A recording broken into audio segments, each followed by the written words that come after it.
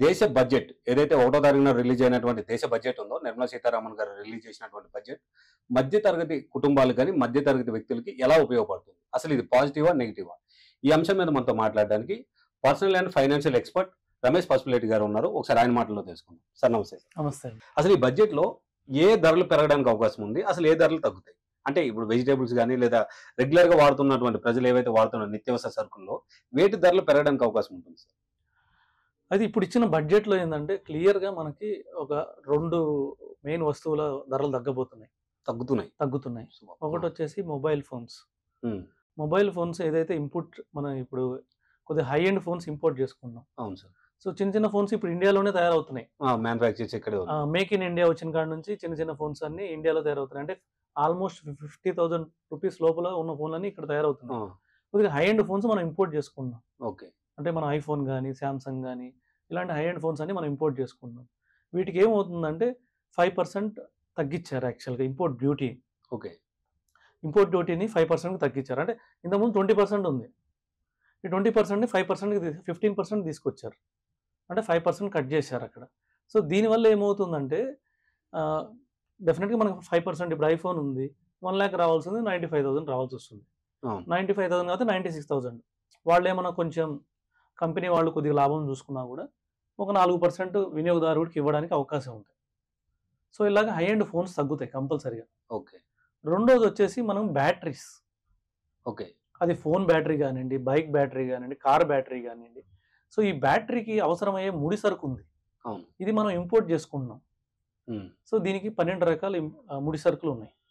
అంటే మనకి lithium ion, zinc, copper. So దీనికి సంబంధించి ఇలాగ 12 రకాల అవసరాలు ఉన్నాయి బ్యాటరీకి. అలాగే బ్యాటరీ స్క్రాప్స్ కూడా ఉంటాయి. ఓకే. రీసేల్ కానీ స్క్రాప్స్ కూడా మనం ఇక్కడికి ఇంపోర్ట్ చేసుకుంటున్నాం. ఎందుకంటే మన దగ్గర అంత కెపాసిటీ లేదు కాబట్టి ఇంపోర్ట్ చేసుకుని వాటి ద్వారా తయారు చేస్తున్నారు. సో వీటన్నిటి మీద ఇప్పుడు 5% ఇంపోర్ట్ ట్యాక్స్ ఉంది. సో ఇది కూడా గతంలో 10% అనేది 5% చేశారు. ఇప్పుడు 5% కూడా వద్దు తీసేశారు. ఓకే. ఇప్పుడు ఇంపోర్ట్ ట్యాక్స్ అనేది ఏం లేదు సార్. ఇప్పుడు ఇది ఈవీ టెక్నాలజీ మీద కూడా ఎఫెక్ట్. ఈవీ టెక్నాలజీ కోసం ఇదంతా. So okay. అంటే ఈవీని పెంచే ఆలోచనలు ఉన్నట్ట? అవును. ఓకే. దీనివల్ల ఏమైందంటే ఇమీడియట్ గా మనకి ఆ బ్యాటరీస్ తగ్గినప్పుడు మనకు తెలుసు బైక్ బ్యాటరీ 30,000 నుంచి 50,000 ఉంది. అవును సార్. కెపాసిటీ. కార్ బ్యాటరీ అయితే కారులో సగం భాగం అదే ఉంది. అంతే, లక్షల్లో ఉంది. 10 లక్షల కార్ అంటే 5 లక్షల బ్యాటరీయే ఉంది. సో ఇవి 5% తగ్గినా కూడా మంచి బెనిఫిటే కదా, వినియోగదారుడికి మంచి బెనిఫిట్ ఉంటుంది. సో ఈ విధంగా దీంతో పాటు ఉడాన్ స్కీమ్ అని చెప్పేసి మనకి airports, so another 120 new destination తీసుకురాబోతున్నారు. ఓకే. సో న్యూ అంటే కొత్త ఎయిర్పోర్ట్స్ 120 తీసుకురాబోతున్నారు. వీటిలో కూడా దాదాపు 4 లక్షల కొత్త సర్వీసులు తీసుకురావాలని గవర్నమెంట్ ఉద్దేశం. సో అంటే ఇప్పుడు ఉన్న ట్రాఫిక్తో పాటు ఇంకొక 4 లక్షల ట్రాఫిక్ పెంచాలనేసి. ఓకే. దీని ద్వారా 4 కోట్ల మంది కొత్త వాళ్ళు ప్రయాణించాలని.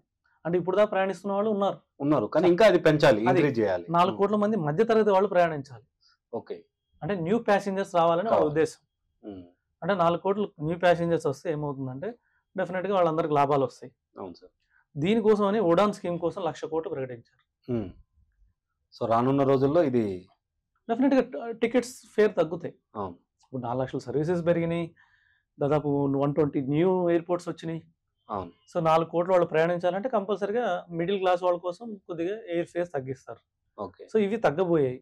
ఇంకా పెరిగేవి ఏందనేది ఈ బడ్జెట్లో డిస్కస్ చేయలేదు యాక్చువల్గా. సో ఎందుకు చేయలేదంటే దానికి నెక్స్ట్ వీక్ జిఎస్టీ కౌన్సిల్ ఉంది. ఈ జిఎస్టీ కౌన్సిల్ రివైజ్ చేస్తున్నారు. ఓకే. సో ఈ జిఎస్టీ కౌన్సిల్లో కూడా కొన్ని తగ్గిస్తారు, కొన్ని పెంచుతారు. సో పెంచినప్పుడు పెరుగుతాయి, తగ్గించినప్పుడు తగ్గుతాయి.